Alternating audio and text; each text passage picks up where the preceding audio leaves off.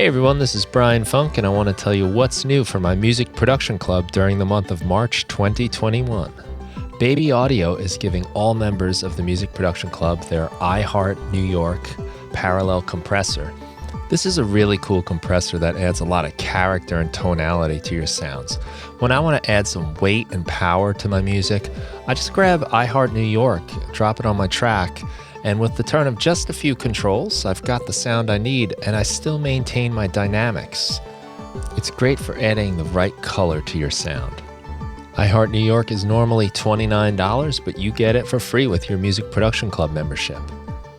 Also included with your Music Production Club membership this month is the MPC edition of Dank Verb by Perform Module.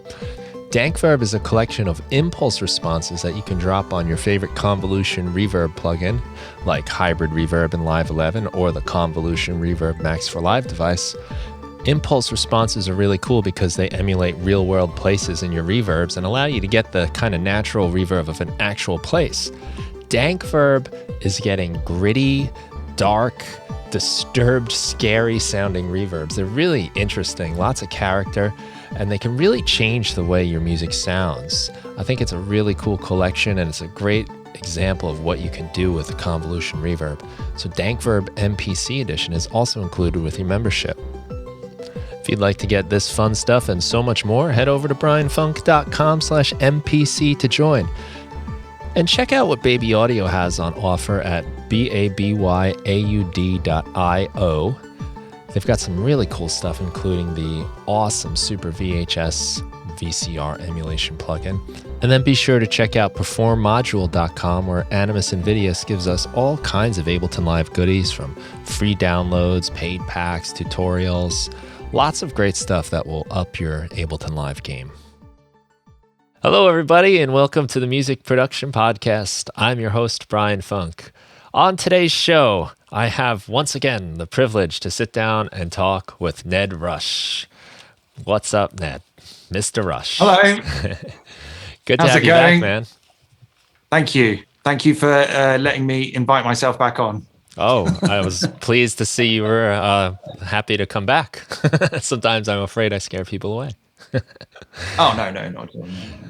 Yeah, thanks for having me. No, it's great to have you. I've been loving your work as of late. You got you've been doing this for a long time, but especially once lockdown happened, you really got into it. You were nice enough to have me as a guest on the More Kicks Than Friends, and you've been going. You've got some great tutorials, especially with some of the new Live 11 stuff that you started putting out.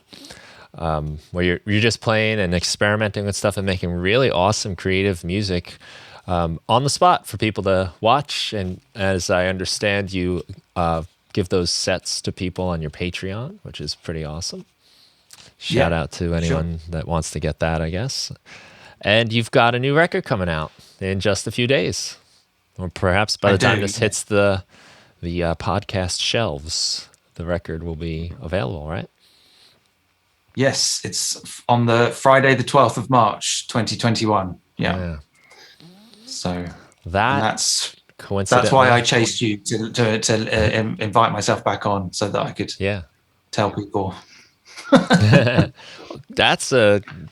you pick that date on purpose by any chance? That's coincidentally the last day of normalcy that we had before we got locked down here in at least in America, New York.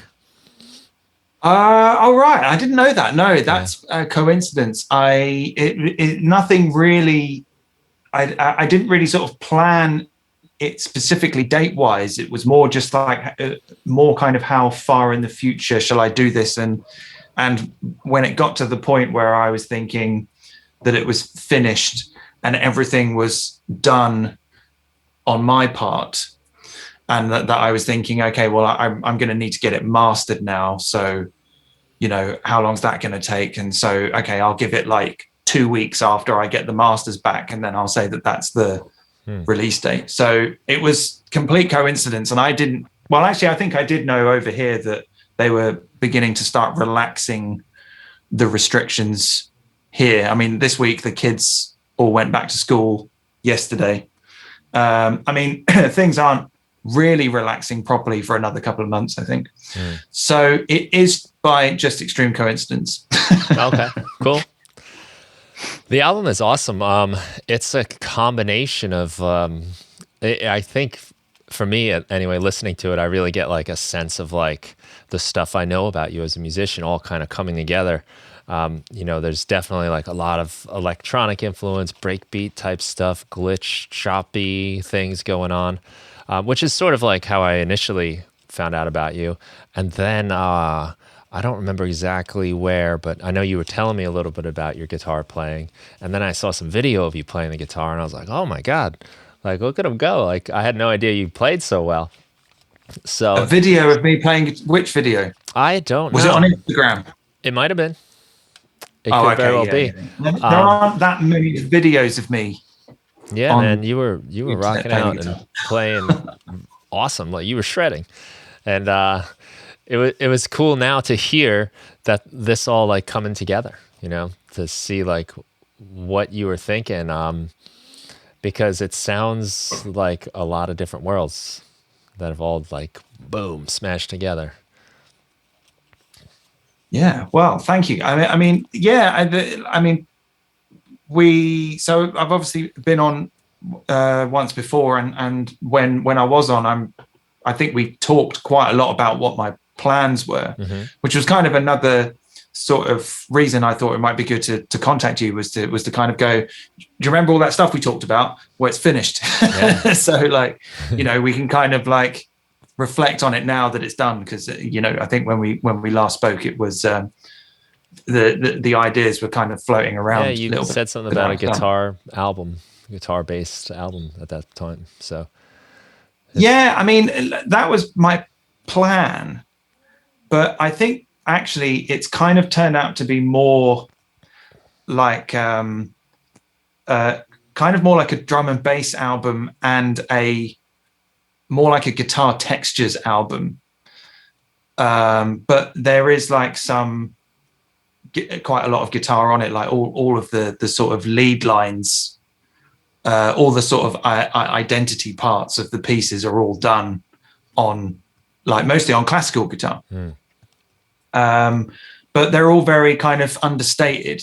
Whereas like when we spoke a year ago, my plan was to kind of crap all over it with loads of widdly, shreddy, you know, all the tricks and licks I could think of. And then like, as I was getting to that point where I wanted to put them on, I was kind of like, actually, this sounds awful. Like, it's just not in with the tone of what I was trying to do musically, which was like quite a serious like album musically, really, you know, like cinematic, quite dramatic and bold and sweeping and stuff. And then I started to put like all of these kind of like, you know, cheeky blues licks on to sort of fill the space. And I was like, oh no, it doesn't work. So I sort of took all those off and decided not to do that. And maybe I'll do something like that another time, where I, you know, make a similar sounding record, but that's less serious and maybe a bit more open to like having fun with itself. But yeah, I mean, pretty much everything on there is guitar, bass and drums, really, and just loads of reverb. So it's a very like rocky album, but it's all kind of like put together with lots of like sampling things that I like to do, that I've been talking about on YouTube for years and stuff. So yeah, there's lots of me on it. Did you find it difficult just kind of assimilating the two things, the two kind of worlds, guitar with more of that computery type stuff? Not really. Like a lot of so there were some very sort of clear ideas that I had at the start that I wanted to do. And some of those ideas were from a really long time ago. And I think maybe we might have talked about this before, where like when I started really getting into doing stuff on computers or with samplers, my intention was to sample the guitar and just screw it up. So it kind of still sounds like a guitar, but it sounds like not humanly possible to have been played like a guitar, so just a very sort of digital electroacoustic kind of guitar thing, like a mixture of a performance or like a really heavily edited kind of, I don't know, like a collage or whatever.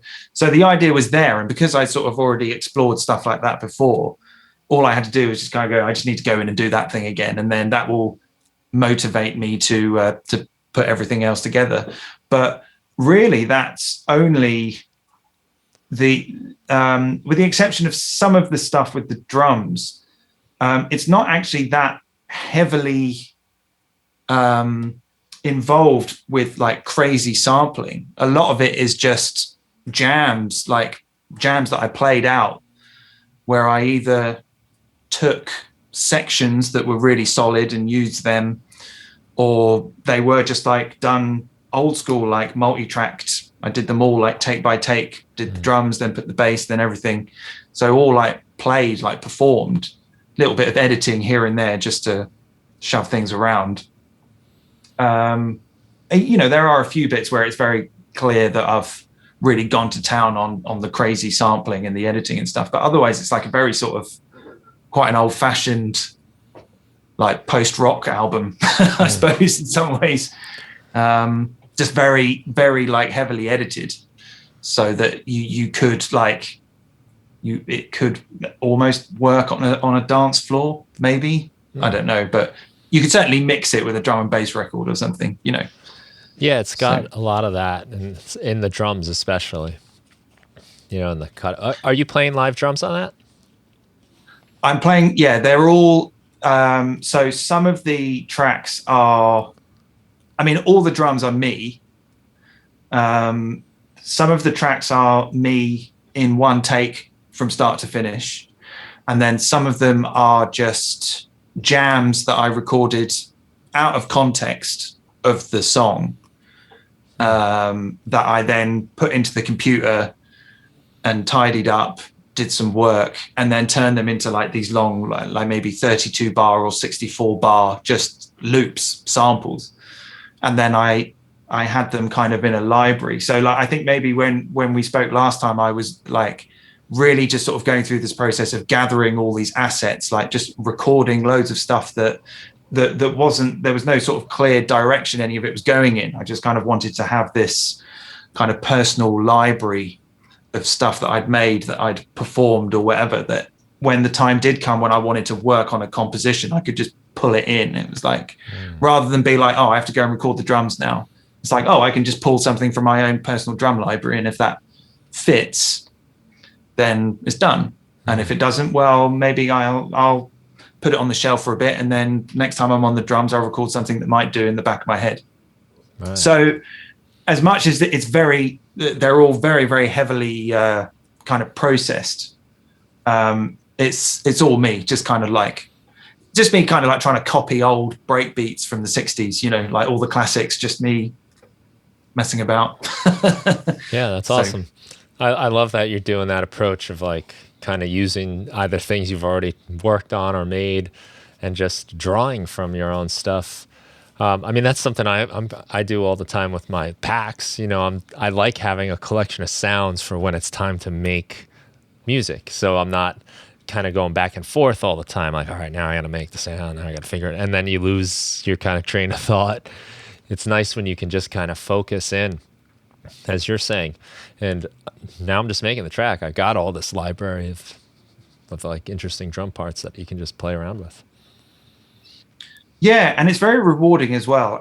But it does help with the flow of things, because it's like I've always wanted to make a record where I play all the instruments. So it's kind of a bit of a vanity project in that sense. Like when I first started getting into music, doing it by myself, I was like, oh, it'd be great to do what Prince does and just jump on the drum kit and just put the drum track down and then pick up the bass and then do that. And then he's got a song in 4 hours, and obviously it's not as easy as that. But it was kind of just sort of, I guess it was like a bucket list type thing. It was like, I've got to make at least one album where I've played everything in the real world in some way, one way or another. Like no sequencing or synths or anything like that. But the thing is that doing that by yourself is like incredibly stressful and really hard work, like because you have to play every role in the whole thing. You got to be the musician, the performer, the engineer, the producer, the composer, and like to do that kind of in one sort of headspace for me is it's not relaxing or fun at all. And when I make music, I want to be relaxed and I want to enjoy it. I don't want to be getting angry or frustrated or whatever. So I kind of thought like, well, I guess what I need to do is break everything up into bits and sort of segregate certain processes. So, you know, I would just like, if I was feeling like one day, okay, I just want to record the drums, then I would just concentrate on setting them up. And then the next day I would go in and just concentrate on recording and playing them. And then another day I would concentrate on maybe mixing them down to a stereo file. So that when it gets to the point where I am thinking like, okay, now I want to make a song or a track or whatever, there's just these things there. And I don't have to be thinking like, oh, I have to go and record the drums now. It's like, oh, they're there already or whatever. And then, I mean, some of the things it's a little bit easier to do. So like the bass guitar is quite easy. It's not too much fuss to pick up a bass and plug it into your audio interface and play it. It sounds fine, you know, it's not too much hassle.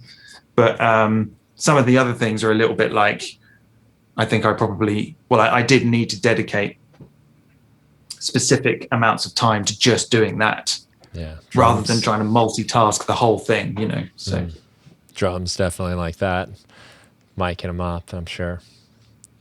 Yeah, well, I think there are actually only really 2 songs on there that in the end I ended up using the multi-track recordings of, only because I was just really pleased with the take. I wasn't happy with the recording. I was like, oh, I haven't done the kick. The kick drum sounds awful. And like, you know, I've only used one overhead. Oh, it's going to sound really narrow or whatever. And but the take was just really good and it really moved everything along. And I was like, well, I have to use that. But so there are only 2 songs on there where the drums are like multi-tracked and it was like one take. Everything else is just recorded with this, which is a Zoom Q8. The video one? Is that what that is? It's a video. It's like a video. It's really good. It's got 2 XLRs on the back. But like I did like a load of multi-track recordings of the drums.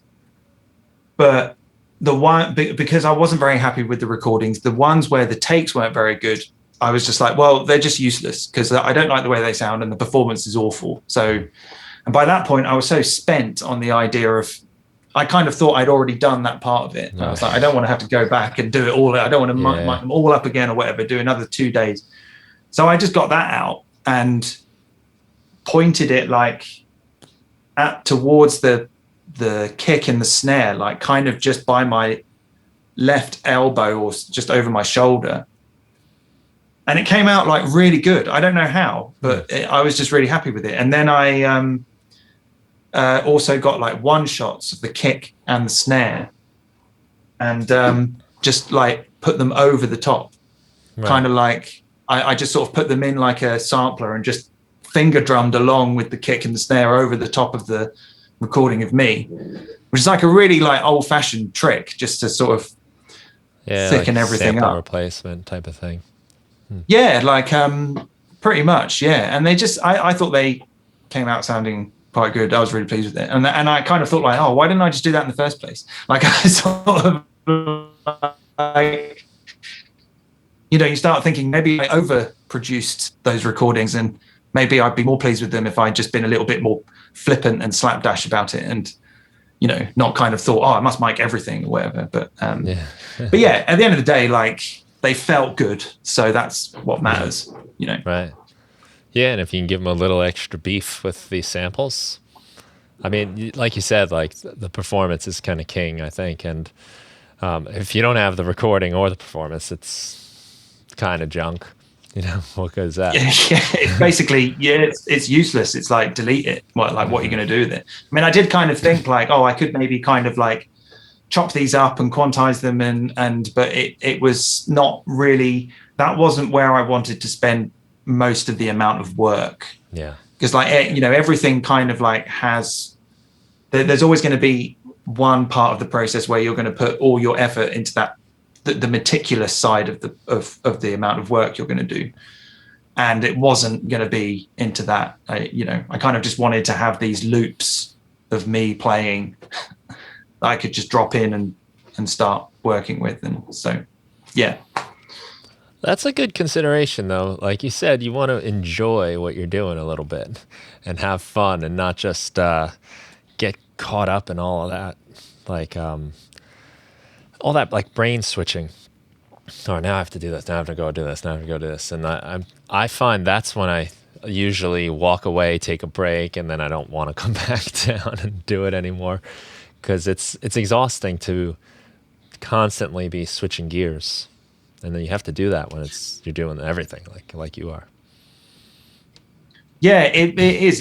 It's frustrating, and I think like in the more sort of traditional sense of making a record that has that type of format of like guitar, bass, and drums, and whatever else. I guess in the more traditional sense is that like there are lots of people doing it, and so all those people only have to worry about their role, which means that they've got more time to concentrate on it. If I was maybe working with someone else or a couple of other people, and they were taking care of all the technical stuff, so all I had to do was just put on headphones and play, then it might have come out a lot different. It might have perhaps come out even more ambitious or something, because I could have concentrated more on things like on a much deeper level. But with this, I kind of had to sort of not rush it, but more kind of just not worry too much about it. There were lots of times where I was just like, that'll do. Like I've done it. Like, all right, it's not the most perfect take, but I've got to do all these other takes. So there's no time. So yeah, I found. And also, but I mean, it's not that there wasn't time. There was time, but you don't want to spend too much time. Yeah. Or I didn't want to anyway. So yeah, the project can lose steam that way if you're not careful. Yeah, you got to keep like moving. It's got to keep going. Yeah. I've found that change in myself, like starting up playing in rock bands. I was definitely more, what is the word? Concerned maybe of like what everyone else was playing, and I wanted it to be, oh, you got to do this fill right here, you got to switch to. But as I started getting into recording, and then I am doing everything myself, and I get to have the pain and pleasure of figuring out every little part on my own. I find myself now when I play with other people, it's just so nice to be like, yeah, play whatever you want, man. That's your job. You do it. I don't even want to think about it. Yeah, no, I was really the same as well. Like sort of the first band I was in where we were writing songs together, like the sort of first band where it was original material. And if I wrote a song, I had everything planned in my head, like the bass line, the drums, everything. And whilst everyone else was like okay with that, there were times where I just kind of thought like, oh God, I've got to stop telling everyone what to do and like let them do their own thing. But they were okay with it. But like, yeah, and then later on, I sort of got into bands where everyone just did what they want and it didn't matter, But yeah, definitely. Like it's quite easy to think that like if you get into that sort of frame of mind where you're thinking like, I've got control over all of this. It's quite easy to get enthusiastic about. Yeah, I can make all the decisions, and then but then when the time comes, you end up kind of going, oh, like actually, I might just take the easy route, or or I kind of, or maybe I wish that there was someone here to sort of go like, it sounds fine, like leave it, or to have someone else's input. But I did like hold off for a long time, thinking I would get like a really good drummer to do it. So I would like demo the tracks and then give them to the drummer and then record them all again with the drummer. But I'm too far up my own arse. I was just like, no, it's got to be me on the drums. It's got to be me. So, but now I've done it. I'm like, all right, whatever. I'm gonna do some drum machine music now or something. I don't know. Yeah. Well, I think it's. I know for me, if I stay on something for too long, I kind of lose interest, and I want to just move on. So sometimes it's better off to maybe let a few things take a hit here or there, just for the sake of my own sanity and enjoyment of what I'm actually doing. Yeah, certainly. I think definitely that I went through that a lot when I was getting towards the end of a lot of them, where I was starting to think you sort of get to that tipping point where it's kind of like it's maybe 80% finished, and you're going through this sort of thing of like, maybe I could just put a few more things on there. And it was that point where I started thinking, okay, maybe I'll just put loads of guitar solos on there. That'll fill all the gaps or whatever. Maybe there's just a few more things I could do.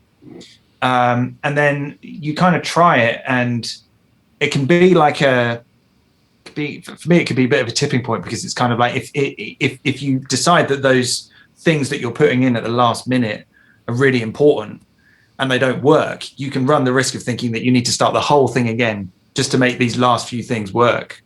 And everything else, like the foundations, have all been solid from the start. And then you kind of like want to put this little sprinkle on at the end, and it doesn't work. And you're kind of thinking, I've ruined the track, I'm going to have to start again.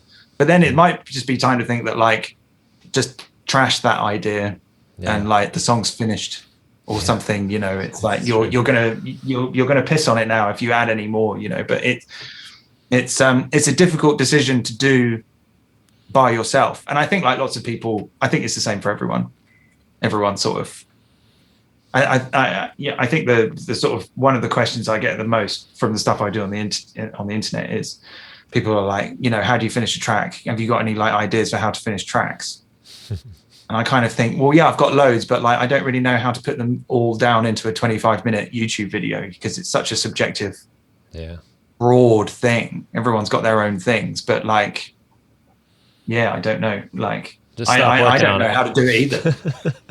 just give up. just give up. Just delete it. End it. I was kind of thinking like maybe I could do a video where it's like, I'm going to show you how to finish a track, and I open the session and then I close the session and then that's it. And it's like, you don't even start it. If you can't finish a track, maybe don't start them. But like, that's not a very helpful. That's a bit sarcastic. Yeah. But I mean, thumbs down on that video. Yeah, I'll get that. That'll be my most downvoted video probably. But yeah, like it's such a difficult thing to give people advice about, because I don't really know. It's sometimes I might have been listening to a track over and over and over for 6 months, and it's finished, but I'm still thinking I need to finish this, and I don't really know that it's probably finished. There are moments on the new album where I kind of thought I could have maybe done a little bit more work, but as I was getting to those final stages of just listening to it over and over and over in different spaces and whatever, that those kind of thoughts entered my mind less and less. And when you're not thinking about those things and you can just let it do its own thing in the background, or you can like fully immerse yourself in it without having any of these thoughts or cringing or having any cringe, then it's probably done. It's probably time to like move on to the next thing. And, Yeah, it's tough because you're sitting there probably at your computer with the session open, and you have all the tools in front of you, so you feel like you need to use them. I mean, like, I'm sure, I don't know, if you gave me a hammer and told me to walk around the house, I'd find things to start hammering into the wall or something, just because I'm ready to go with it. But it's to try to like, it's like there's so much like ripping yourself out of yourself and like repositioning your mind to get there. Where, like you said, I think sometimes is a good strategy is just to let it go and see like just if you can get through it without those feelings. I like a trick of just doing other things while it's on, and if nothing jumps out too much, like that's a good sign. Maybe I'll like be just cleaning the room or something and organizing, putting wires away. And if I can get through it, that's a good sign. But another set of ears is always helpful. That's I've never. I think. I mean, I've never ever used another set of ears for my own stuff. The first. So this album is actually a sequel to an album that I did about 5 years ago, and when I was coming to the end of that one, I did share that with some people. But really, I was more concerned about if the track listing, if the flow of the track listing was suitable or not. I was kind of happy with the fact that the songs were finished. I was just kind of thinking, do you think this is a nice order for them or whatever? But I've generally not ever shown anything to anyone for like, not because I don't want anyone's opinion. It's just that it doesn't really enter my mind. Yeah. Really. It's tricky too, because if you say, hey, what do you think of this thing so far? The tendency is for the person to listen to it with the ear of like, all right, what needs to happen still? What needs to be fixed? What's broken? As opposed to like when it's presented like in its, final package and here you go, this is the thing. I think it gives it's a much different approach to listening to. And yeah, I mean, that's kind of like a bit of suggestion there, isn't it? If you put something on and go to someone like, this is nearly finished, then if they listen to it, their tendency might be that they're going to give you like some feedback like straight away, even though it might be finished or something. Or if you say to them that if you say this is finished when it isn't, and they go, that sounds great, release it. That's maybe like that could be quite useful, because then you've kind of, all of those sort of thoughts that you had about like, maybe it isn't finished, what else could I do? It's just kind of gone because you've played it to someone and they've gone, I think it sounds perfect the way it is, So it's such like it's such a broad thing to talk about, and also it's to do with like what your like motivations are. If your motivations are that you want to make music that's maybe going to be commercially successful or commercially accessible, then it's probably going to maybe want to adhere to some sort of formula. And if you've ticked all the boxes for that formula, then you've done it, you've done the job, Or if you're making something that's like very abstract, it almost doesn't matter, because like it's going to be so abstract that like probably most people aren't really going to want to criticize it, because it's just so abstract and weird that they can't really pick at it because they don't get it. So it's like, it doesn't really matter. You don't need to worry about whether it's done or not, So it's a tricky one. Yep, that's a good point. The motivation. What are you trying to do with it? Are you trying to get this? What do you want to do with it afterwards? Like, do you want to sell it? Do you want to just listen to it by yourself? Do you want to share it with your friends, your family? Do you want to like put it on the internet?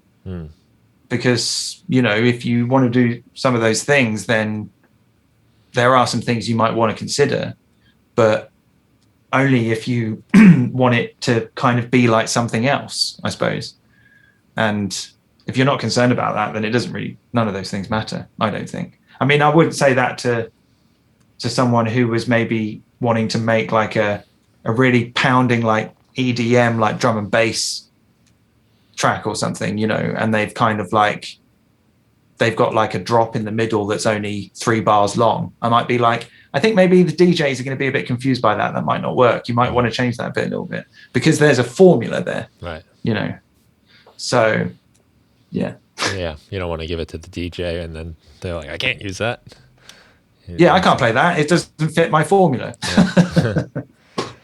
Well, let me ask you this. I'll go sort of a roundabout way. What were some of the last things you worked on before you decided you were finished? Well,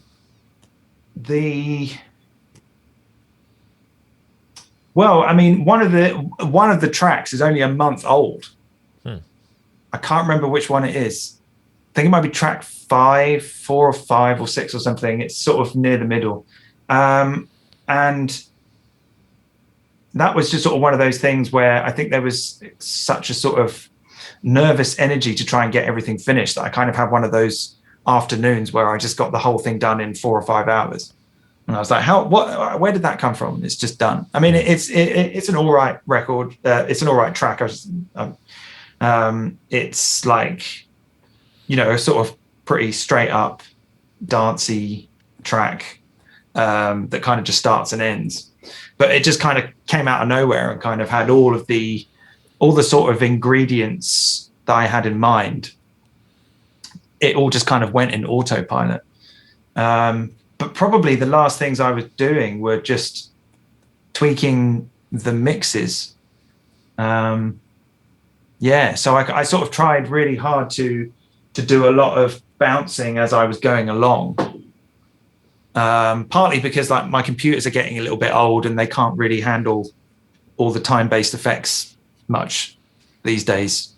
So I was like, okay, well, if I've made a track with loads of reverb, I should bounce it down and just use that. But also it was kind of something that I've not done before that I wanted to try, just to sort of try to help with the process of trying to move things forward, of like kind of committing things to tape, like a little bit kind of like doing it in the 70s or the 80s or something, where it was just like they would make it sound nice and then they would record that and then it was done. You know, there was no tweaking plugins afterwards. You know, it was, you tweaked it at the start and you recorded what you tweaked. So I kind of wanted to like try that a bit. So I was bouncing as I was going, and then as I was sort of getting to points where it was like, okay, these drums sound fine, I'll print them, and then I've just got like a nice stem of the drums, and then I'll do the bass or whatever. And then so when I got to the mixing stage, opening projects was just like super quick, because all it's doing is just loading audio, and then all I was doing was just setting levels. And so, yeah, that was kind of it. I was just trying to do like a really old school sort of approach to mixing it, you know, of just really just panning and setting the levels, a little bit of EQ, and just not that much at the end. So yeah, it was just all sort of little gentle massages of faders was the last thing I was doing, I suppose. Well, I like that though, that you kind of forced yourself into the corner a little bit by bouncing, whether it was for your computer's sake or whatnot. But the fact that it just sort of, it says like, this is the sound. Now let's make it fit. Let's make it work.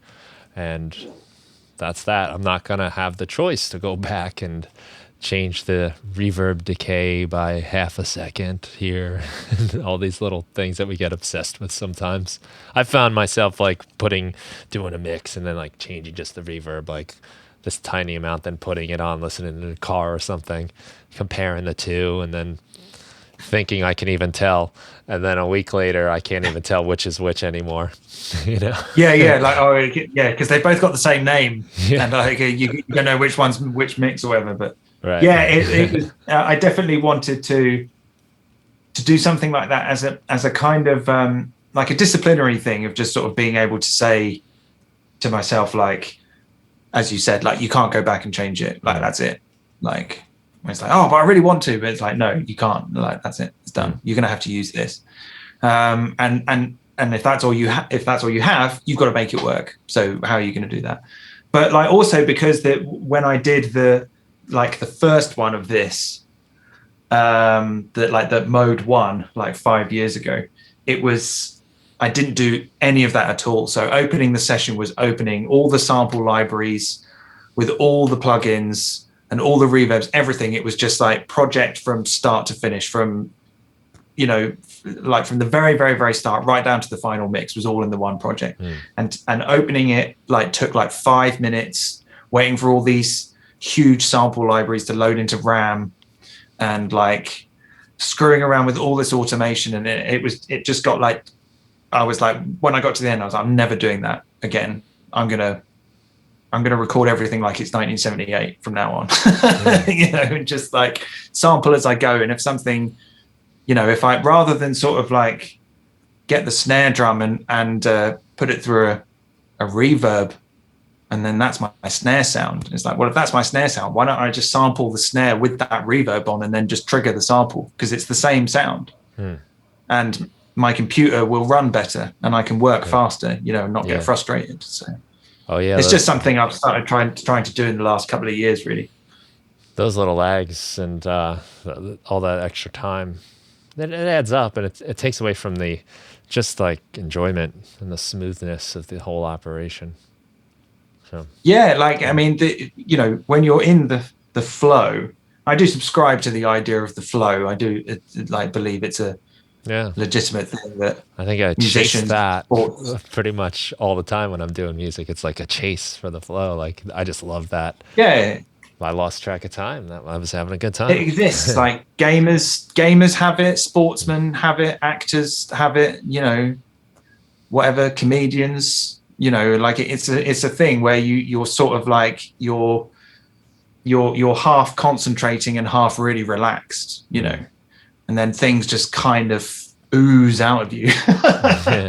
But like and when you're either in that state or you're trying to get to that state, you don't want to be stopping and going, oh shit, I've got to wait for this to load, or you know, oh, I've got to find this lead or whatever, you know, where's that USB cable, you know. It's like you can put yourself in those situations where you can do the work and deal with those types of hurdles, but they're less frustrating because you're not concentrating so much on the goal. You know, you're just kind of like, you know, farming for assets, I kind of call them, you know. So yeah. Yeah, I hear you. It's good to keep in mind. I definitely know when I'm not in it, when I'm not in the flow, you know, and like you're in your head, whether it's self-conscious or you're just thinking about other things when you're trying to do one thing. It never really works out too well in those cases. You got to find a way to get lost in it a little bit. Yeah, and I think like when those times come along, if nothing's happening, then you just got to delete what you're doing and just not do any more music that day. Or like, you know, do something that's less important, and maybe just record it or save a preset or something, or, you know, because you can still get into that flow of things working on something that's where there's no goal. Yeah. Or, you know, you're just kind of playing, you know, just a creative play or whatever, and you know, aimlessly sort of noodling about. You still might find something, and then if you do, just kind of like hit record in the background and just stick it in a folder. And then later on, you might be like, oh, what's that? And then it might give you loads of motivation to something just might happen, you know. And yeah, but yeah, it's definitely important to know when you're not in the flow as much as when you are. Well, it's like you can't know you're in it because then you kind of pop out. But yeah, I find like switching the roles, you know, because sometimes you're in the creative flow and it's just you have ideas, it oozes, as you say. But other times, if that's not the case, I might go like a little more mechanical. And that's when maybe I'm doing sound design, or maybe I'm just organizing things, moving stuff around, just, you know, find something else that maybe is a little more appropriate to wherever the brain's at. Yeah, like rearrange your desk or... Yeah. Yeah. I don't know. You have to do that stuff once in a while, so it'd be a shame to do it when you were in the creative flow and you're like, oh, but I got to clean my wires. You know? Yeah. Like, yeah, right. And then, yeah, you get like, you sort of... your next album is you tidying your desk and cleaning your wires. And it's like, because you've spent all that flow energy on tidying. That's funny. So I think we're gonna show us some stuff that you had of some into some sessions, or you had some kind of goodies we were talking about, right? Yeah. Well, I kind of so I kind of thought what I would like. So there was definitely like there's one sort of reoccurring theme throughout the whole thing on a fair few tracks, on more than one track, let's say, which is this very sort of choppy guitar thing. And there were loads of like sort of ways that I did it. And so I just thought I'd like go into some detail about that. So like I kind of like So here I've got like a sampler, which is just in like one drum rack down here. But these are all single sort of just hits of just me on the guitar. So they were recorded like all clean, just like DI into the interface. And I just recorded like chords and stabs or whatever, or like harmonics, and just like pretty sort of nonsensical, like just like more like guitar drum sounds, I suppose. And then I sort of like chopped them all up in Recycle, of all things, into one shots. And then, I mean, I'm doing this in Live 11, but the album was done in Live 10. So I didn't actually use the same approach here, because for this demonstration, I've just done it all in the MIDI clip. But I used like sort of like all kinds of like MIDI processing, or sometimes just like drumming on the push or whatever. And I mapped all of the slices to different velocity zones. I mean, this is one instance that I did it. So each of these slices is all in their own different velocity zone. And then, you know, however hard I hit the drum pad, or, you know, if a random velocity comes in, you'd get like a different sort of guitar sample. Oh, that's a different one. So it's this one here.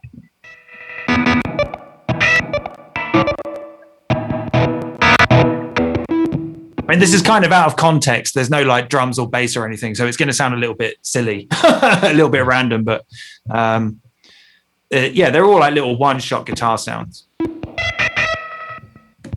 So you have a MIDI clip playing steady notes, and it's just triggering different samples based on the velocity of the MIDI note. Yeah, well, that's what's going on here. But also, sometimes what I would do is it like if I had like a drum sample, if I had a drum loop of me on the drums that I'd put into like a 32 bar or 64 bar, I would then convert that drum audio to MIDI. And then I would get the MIDI that it had converted from that drum recording, and kind of make just one long MIDI track of that, and then use that to trigger all these samples, so that it's kind of in line with the drums, so that the rhythms were mirroring what the drums were doing. Or sometimes I would just literally just kind of drum it myself on a pad or whatever. Here I'm just kind of like just using random like MIDI stuff.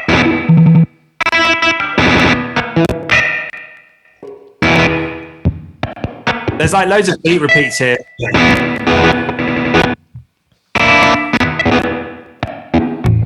I think Zoom is glitching it a little bit. But I also did this like kind of crafty sort of trick where like I because this was just one guitar, I wanted to do like some old fashioned tricks of like double tracking things to make them sound thicker. But because this was kind of like a weird sort of sample process, like crazy chopped up sample process, I couldn't really double track this was just a random jam that I chopped up. Yeah. So I thought, how could I like simulate that? So I kind of, here I've sort of like taken the same chain of sampler and duplicated it.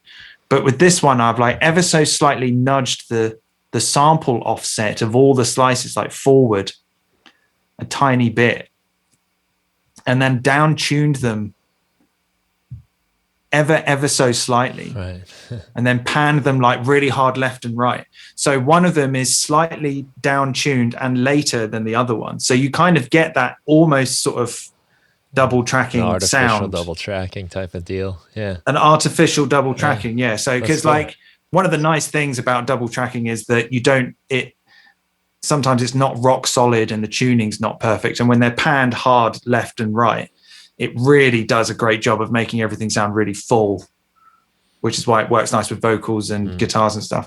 And then so that was like my little hack for doing that. That's cool. And then I ran that into like, I pretty much used amp on all of it.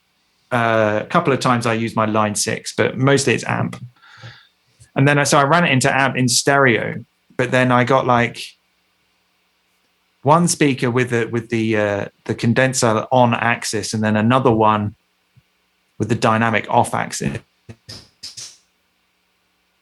which is kind of how is to use two and one's off axis to the other one, and then you do a nice blend together. So I've kind of done like a very sort of, I guess, like a sort of simulacrum of how I would like record the guitar, like in the traditional sense, only I've just sort of done it with a load of samples. So there are a couple of tracks on the album where there's this very sort of choppy guitar thing, and that was kind of like one way in which I did it.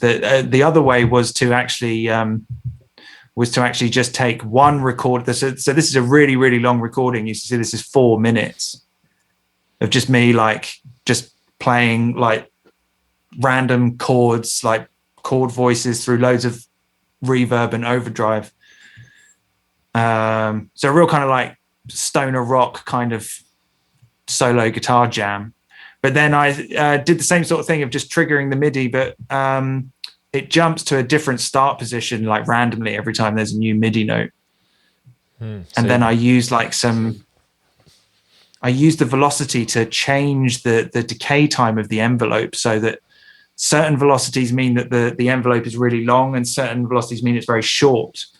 And then if you turn re-trigger off on the amp envelopes and give it loads of voices, you get this real sort of disorientating sense of space where some sounds get choked off quicker than other ones, sometimes like tail for a really, really long time. And it's really like light on your CPU because you're just screwing with a single sample. You're not using like loads of reverbs or, and that sort of kind of comes out a bit like this.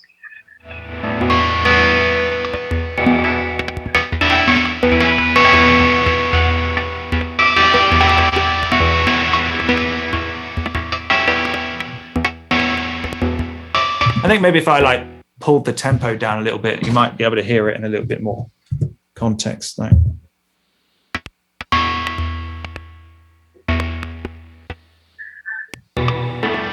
You can really hear that envelope being moved around with the velocity. That's cool.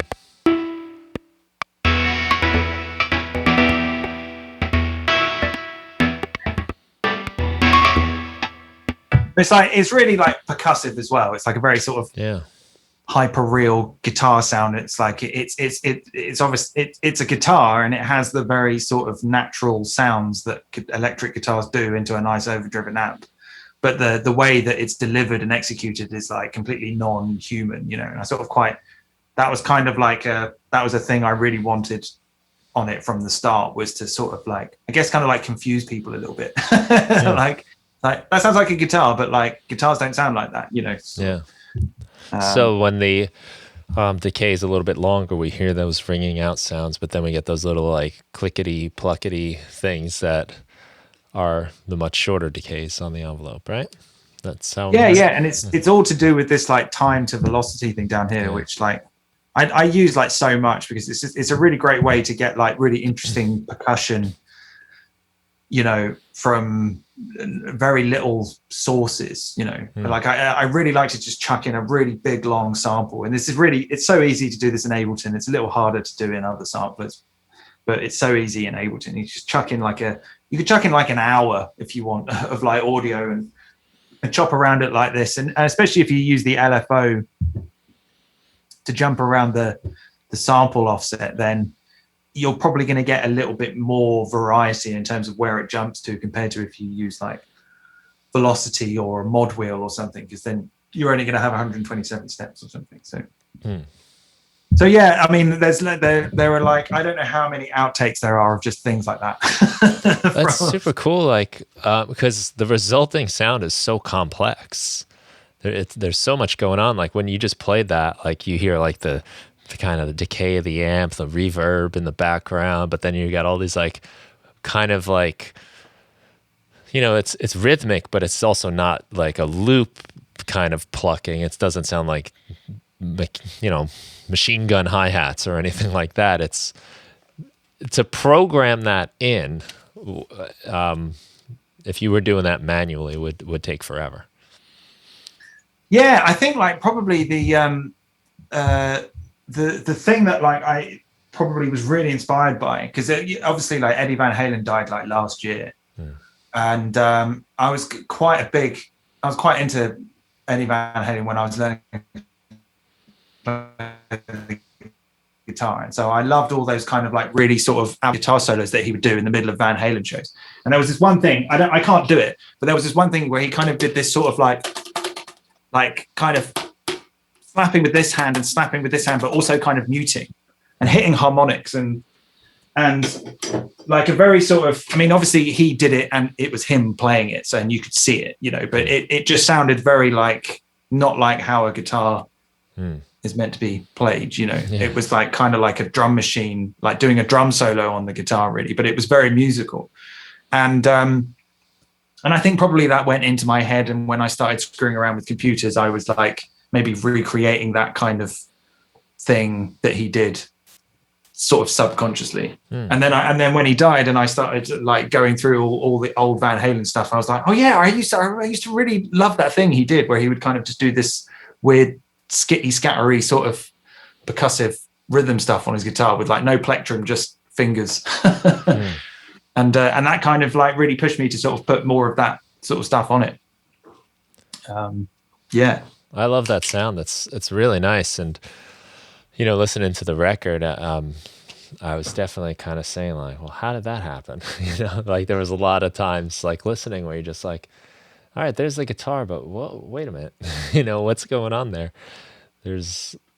I did try like loads of other ways as well. I mean, there were those two were the ones that I found the most sort of exciting and that I used quite a lot. And I just spent like hours and hours and hours just recording loads of stuff like that, thinking, oh, at some point I can just pull one in. Another thing that I did was that, but I actually did this more in real time, was just like side chaining a gate from the drums to the whole guitar signal.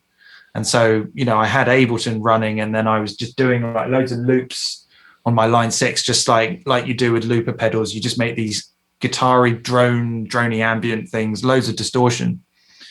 But going into the gate in Ableton, which was sidechained from the drums, so it was kind of chopping the guitar in and out in the same way that the drums were. And then I would put like all kinds of like effects on the drums, like beat repeats or whatever, and those like rhythmic variations would trigger the gate of the guitar as well. And so, and that's like maybe something I might like to do in like a performance, because it's a little bit more kind of interactive, I suppose, for me and perhaps for other people watching, because you can do a blend between the two. I think, you know, it'd be very easy to sort of like lay down your loop, you know, make a real statement that you're doing all this with the guitar, and then start the drums and then blend the two together, and then maybe people can go, oh, what's going on there, you know, rather than sort of playing back. I think like playing me triggering like guitar samples might seem a bit weird at a gig.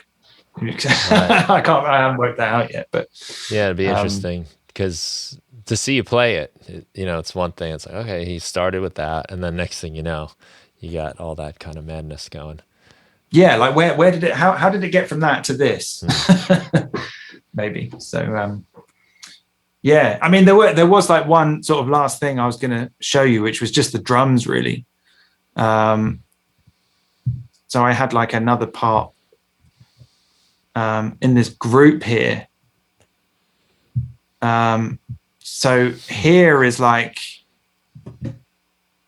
so yeah, that's just like just a bit of me on the drums.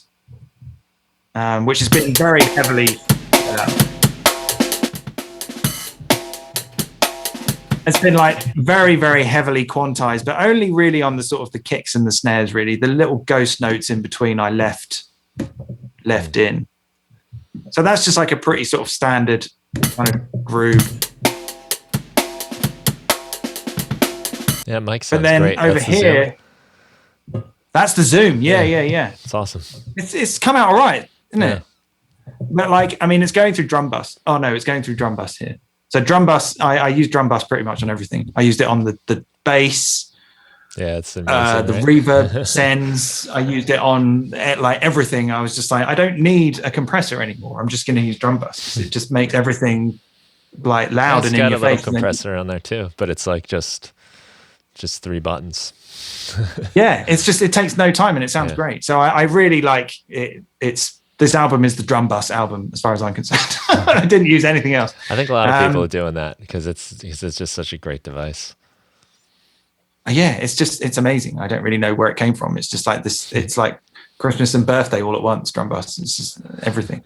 But yeah, so that's just like one sort of like groove. That's like what, 8 bars or something. And then here is a sample. Oh, where has it gone? I think it's here. So here is just a sample of one shots. That's in the sampler. And then so there's like, it starts with like, I think these are all kick drums and then these are snare drums.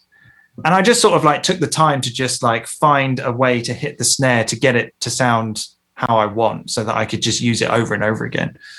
And then I just put it over the top. And here's the snare as well. So this is just the kick. It's like really heavily gated. And that's just like a really heavily gated snare. But together they just... And there's different ones here.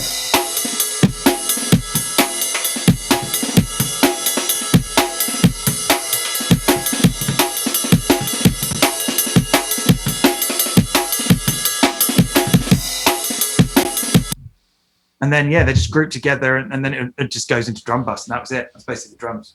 But like, I don't know, I really lucked out with that Zoom mic position. It sounds like perfectly fine to me that there's a nice amount of width. There's a nice roominess to it. But then, you know, the minute that you put those one shots over it, it really like gives it a lot of push. And it puts a lot of weight back in and a lot of punch. But it's just like a really old, trick, you know, just play another snare drum over the top, you know. You know, I'll put a link into the show notes. I just came across this YouTube channel I'm loving, Dr. Bob. Oh, right. He's I've heard of that. Yeah, it's just in the last week I've watched like every video. But he does this like mixed surgery thing. And he was talking about Mutt Lange's technique. Was it? Or no, I'm sorry. It was a Dave Grohl drum technique, actually. He does a lot with like Def Leppard, the Cars, that production. But he was talking about how they would want the room sound on the drums themselves, the actual shells. But the problem is you always get the cymbal bleed in there. So what he says that they do, this is the secret, you know, is that they'll record the drums without the cymbals. So they'll just play the kick and the snare, kind of like what you did with the samples. And then they use another mic, another take with the where they play the whole kit, but then they kind of roll off all that, like a lot of the low end on those, you know, on the shells, so and they put them together, and then you can really hear like the room on the snare without the interference of the cymbals. You have like the separation, really nice. And then, you know, that what you did kind of reminds me of like a sample based way of doing it. I've heard like similar things. Yeah, I mean, I did watch. I'm not a massive Foo Fighters fan, but like I did find myself watching a video on YouTube about them recording the drums, and it was, I forget the chap's name now. Was his name Chad? Is it Chad? What's his name? Taylor Hawkins, right? Taylor, that's it. Yeah. Right. So like so he's in one room doing the kick and the snare, and Dave Grohl's in another room doing the hi-hat, and they do it at the same time. Oh wow, that's funny. And at first I was like, what? Why would you do that? And then later, some years later, I was like, oh, it's actually quite a good idea, because then you can just do the kick and snare how you want, like in a production sense. Yeah.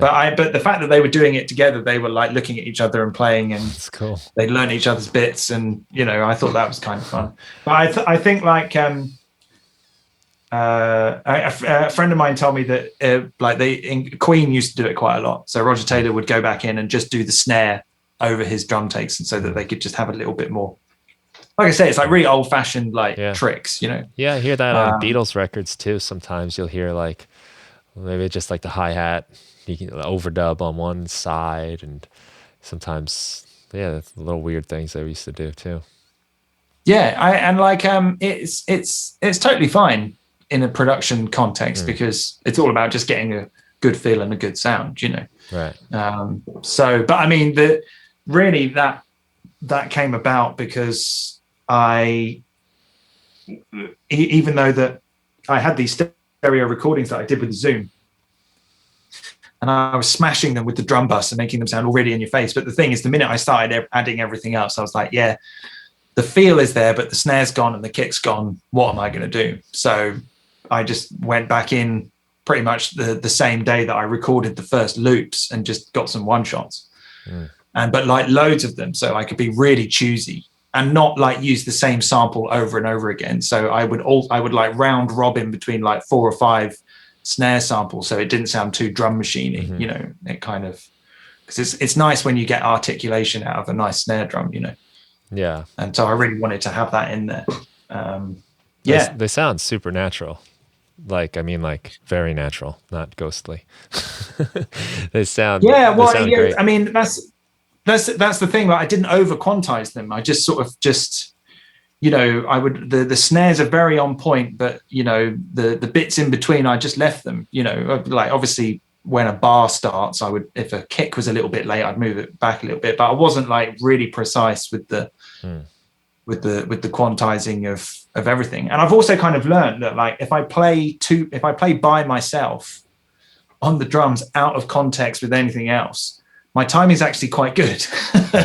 It's only when I sort of start to play to a click, or I start to play thinking about what I'm going to be doing later. So if I've already got the song planned out in my head, I'm sort of playing along and I'm thinking the song in my head and trying to, it's like, it's awful. It comes out awful. But if I just sort of sit down and just like go into a trance and just mess about, then my timing is normally quite good. I don't have to do that much work. I'm not very good at like fills or anything. Like I'm not a drummer at all. I'd like to be a better one, but I'm not. But once you know, I'm all right at kind of getting a little bit of groove going, and that was all I was really trying to look for. It was like, yeah, these 4 bars here are fine. I'll just paste them all over the whole song. That's fine. That's a clever way to like capitalize on, you know, like the feel and the vibe you get when you're just kind of aimlessly playing. Because I know what you mean. Because as soon as you start like doing the part, like you're not doing the part, you're thinking about the part that's coming, and everything gets all weird and jumpy and. Yeah, yeah. I mean, the drums are not my first instrument, and they're not my strength. So I think it's better to sort of. It was important for me to know where my limitations were and just make the most of that, rather than trying to be too ambitious and just getting frustrated that it wasn't working. You know, that technique was nice too, because I noticed at first you were demonstrating it at like 130, and then you put it back up to 170, which is probably more where it was supposed to be. And you know, I didn't even notice that it was being slowed down that much, especially once you put those samples in, because the samples are always going to sound the same, right? Like they're just triggering. So it's pretty cool how much versatility you get out of it too, where you can drop 40 BPM and it still sounds like a drum kit, not like no, it's time stretch. Yeah, definitely. I think that's got a lot to do with the type of warping algorithm that you use. What did you choose for that?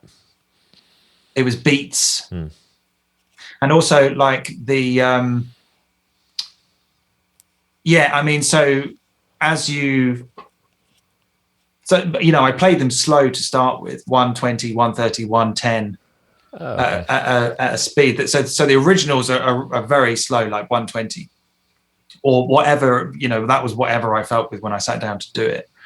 And so the good thing with that is that if you use the beats algorithm and speed them up, then the gaps that are created by the warping just get shorter, and so they overlap nicely.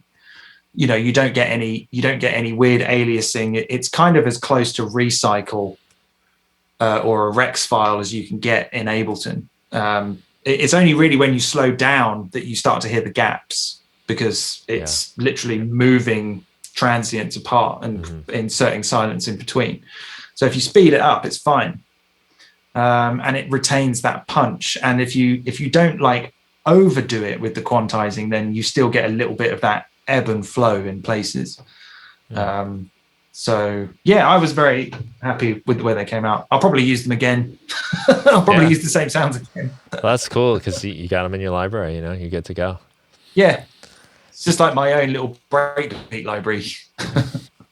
You know, I've heard you say this in one of your videos, but I thought it was just worth mentioning too. In the interest of like getting your work done, you didn't jump into Live 11 right away.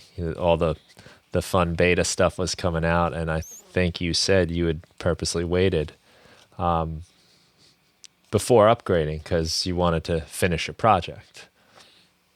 Yeah, I didn't want to I didn't want to get kind of confused and sort of like, I guess it was partly a psychological thing as well. It was maybe like, you know, I'm not gonna move on to a new, even though it's the same environment, it's a new environment in some ways, and I'm not going to move on until I've got that thing done.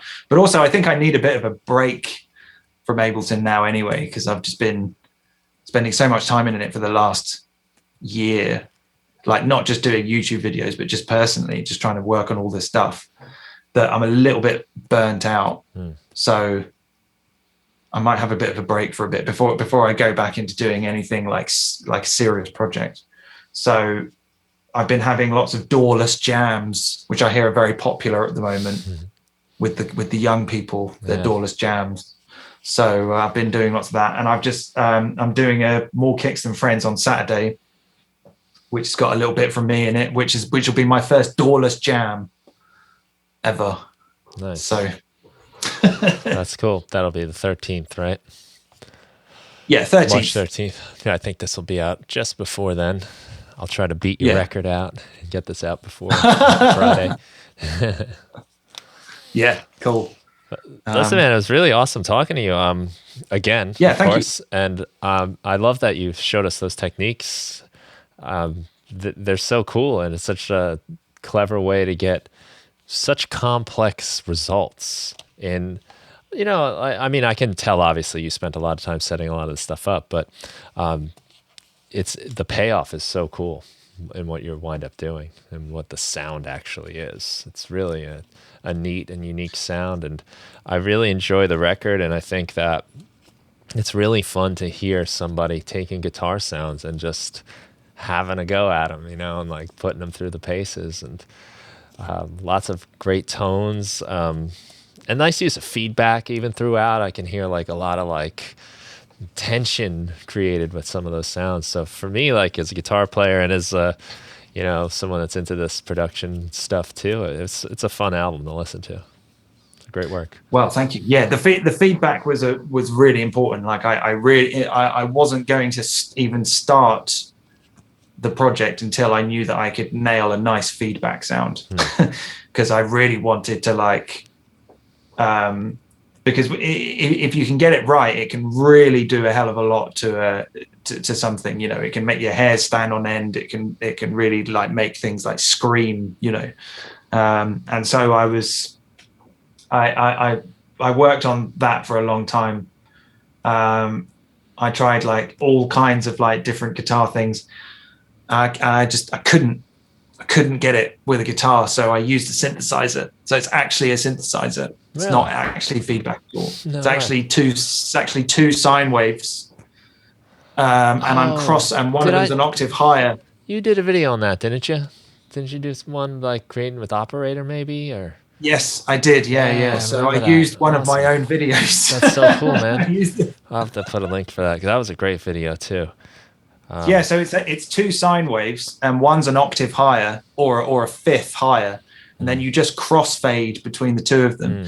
But you run that into a guitar amp, and then whatever chain you would like a guitar, and then you know, because like a nice feedback is that sort of, you get that initial tone, and then you get that overtone in the middle where they're starting to scream, and then you get the final tone, which is like there we go, we've hit the note, you know. And so it was.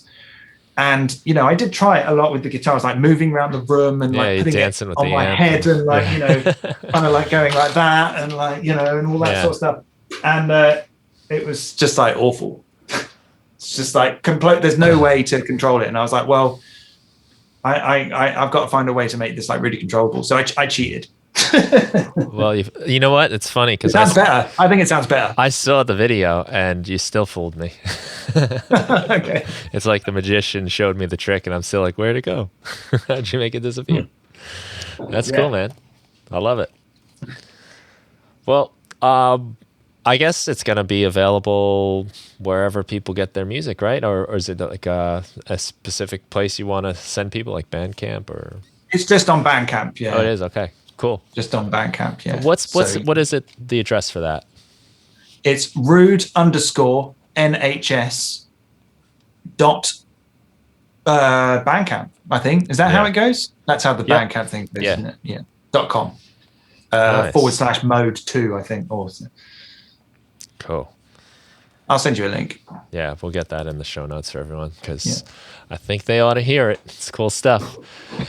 And I think after the demonstrations too, I think people should really check it out. I'm excited to listen to it again, knowing now what I know, and especially with the guitar. Damn, I got fooled. Even though I knew the trick. That's awesome.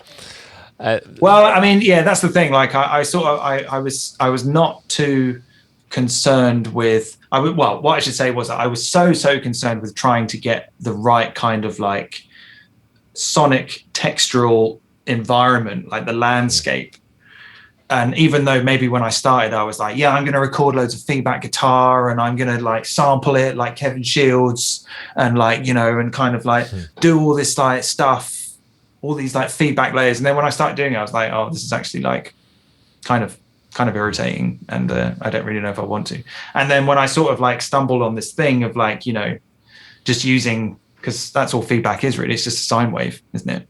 So, when I thought, well, I could just use some sine waves, and then I was really able to lay down what I had in my head like straight away, without having to do any kind of complex editing, because it's just note and mod wheel. That's all it is, but it comes out sounding like Hendrix, And so I was really able to kind of do those kind of crescendos and things like that, like as you said, like building tension. I was able to do that in a very kind of like controlled way without too much effort.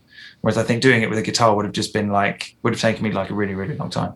So I was less concerned with authenticity and more concerned with sensation. Let's put it that way. Hey, that's respectable. You're thinking big picture in a way. So, Yeah, big picture, absolutely. Yeah.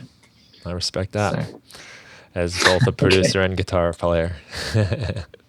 Yeah, well, if I had an engineer, then I could have just been like, okay, engineer, hit record. I'm going to be recording feedback for the next 24 hours, but because I'm doing it all, I was like, I've got to get this done. Yeah. So I love it. That's awesome, man. Well, thank you so much. Thank you for everyone listening. Go check out the new record, and also get on YouTube and see what's going on there. There's so many great pieces of knowledge and experiments too, that it's all this cool stuff you got littered in there that you sit down on one video and you walk away with a lot of inspiration. I thank you for it, and I think everyone else does too. So, well, thank you for watching, or anyone who's going to watch in the future. Thank you. Leave me a comment. Leave me a sarcastic comment. I love them. All right, man. Thank you, everyone, and have a good day. Thank you. Bye-bye.